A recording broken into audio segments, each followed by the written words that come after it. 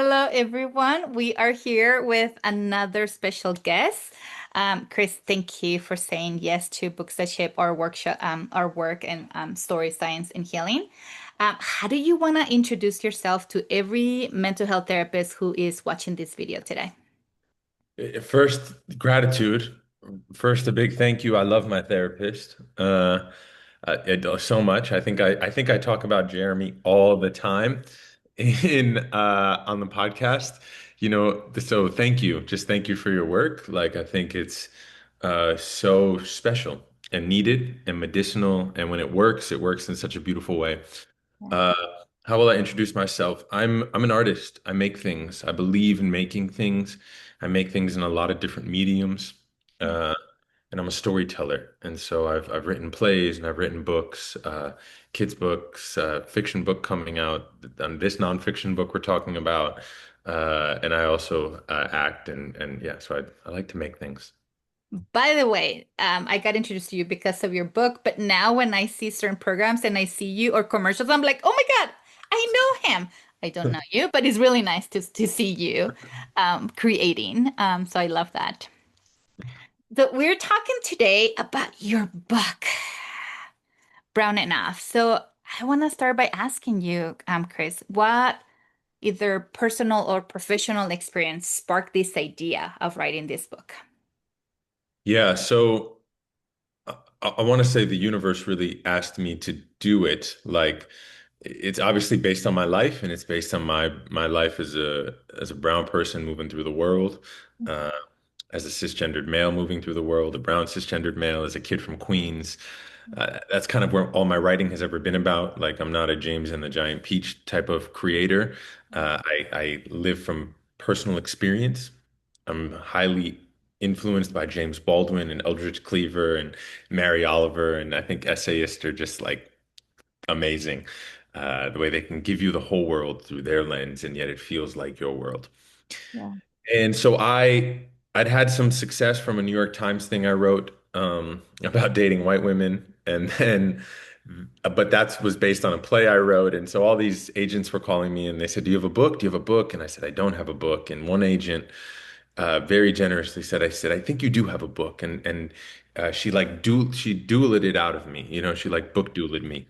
And she helped me birth this thing where we started to look at what are the things I'm writing and thinking about. And then we found this book where I explore sort of brownness in many different aspects of the world, from, Hollywood to violence to self-hate to anti-blackness to, all of these things.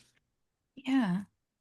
Thank you for naming that. So, because this video is for mental health therapists, I'm wondering, how do you hope that this book will support therapists in their clinical work?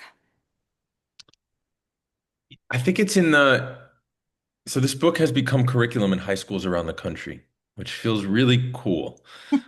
And I never wrote it with a high schooler in mind, transparently. Yeah. And maybe that's why it works for them, because Yeah. maybe that's why principals are like, yes, give this to my youth. Uh, and in the paperback, there is this thing called the Field Guide to Enoughness. Mm, It's like after Brown, after whatever, it's about being enough. mm, And I think what mental health does really well is it can help us return to that place where we are enough just as we are. mm. And so I imagine that there's something there in that field guide to enoughness, the word enough, Yeah. knowing you are enough as you are. Yeah. Yeah, I love that, which then brings me to the next question, which is what are the theme or concepts besides being enough or identity in your book that they're especially important right now when we're thinking about mental health and what is happening around us? Yeah, identity is huge for me. Community is a big part of the book. Yeah. Community is a big part of what I believe we are suffering from. Imagination is a big part of the book. I believe we are going through what I aggressively but honestly call a genocide of the imagination. Uh, People are being inundated with information and thinking it's the whole world, and they're forgetting to use their imagination, what imagination has given us, and how imagination can heal us. And Yeah. uh, Words are spells in your mouth is one of my favorite chapters in the book. Yeah. It's a quote by Susan Laurie Parks. Words are spells in your mouth. You speak in order to change something. What words are you speaking? What spells are you casting? Mm.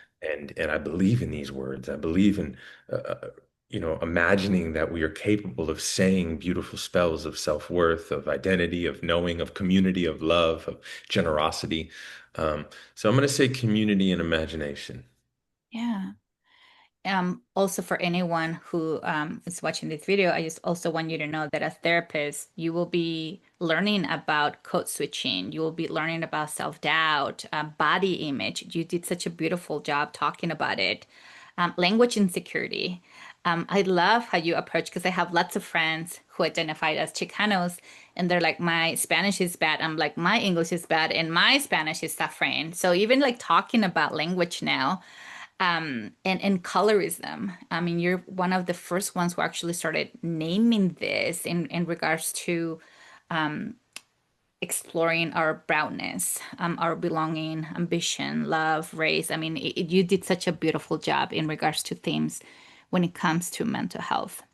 Thank you. What inner work? I mean, you just mentioned when we started that you're going to therapy. Thank you, Jeremy, for all the work that you're doing. What inner work did writing this book require from you? Oh, wow, a lot. Every day. Every day. So recently now I'm gonna go out so we can come back in, but my friend is really into astrology and he was like, yo, I was looking at your chart and he said I took it out of I'm gonna sort of ruin it, but he took it out of the main houses and put it into this other way of looking at the stars. Yeah. Go into this other way. I'm in the house of undoing. I Oh, was like, that's so ominous. But I was like, that's so spot on. yes. I believe in undoing ourselves, undoing our stories, undoing our narratives, undoing our self-hates. Like I believe in taking away the fabric of what we've been taught to believe about ourselves or believe about the world. Yeah. And so that's what my inner work is. And it's meditation, it's therapy, it's prayer for me, it's reading. Reading is I choose to read consciously both things that are entertaining, but maybe help in the undoing Yeah. and in the revealing. Yeah. Uh, so I would say those are my main practices that really ground me every day is, meditation, prayer, and reading. Love that because in all of those you're so present. That's really nice. If therapists, you mentioned one of the chapters, but if therapists only had time to read one chapter of the whole book, which one would you recommend? So that's a tough one. That's a great one. My initial thought, I don't even know why, is Alchemy of Brownness. Mm, I believe that is a chapter that speaks to how quickly we can lose ourselves and what it takes to come back to ourselves as a community, as a people, as body of culture. Um, it really speaks to assimilation and code switching, some of the things you said. So I would say Alchemy of Brownness. yeah. Um, I have to tell you when I was reviewing before you got in the call, I was like, which one? I love when you talk about mejorando la raza. I Yeah, think that a lot of therapists who are not familiar with this part of the culture, they tend to dismiss that quite often. And you did such a beautiful job talking about it. So thank you. thank you. Yeah, I mean, it's in the water, right? Like maybe that's a good chapter too, right? I think it's called The Water We Swim In. Like it's not they're not microaggressions, it's just aggression, it's just the water.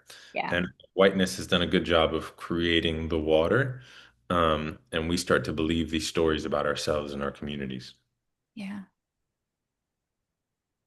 That is huge. I was like, oh my God, we can write a whole thing there. How do you hope therapists will do different their clinical work after reading your book? Hmm.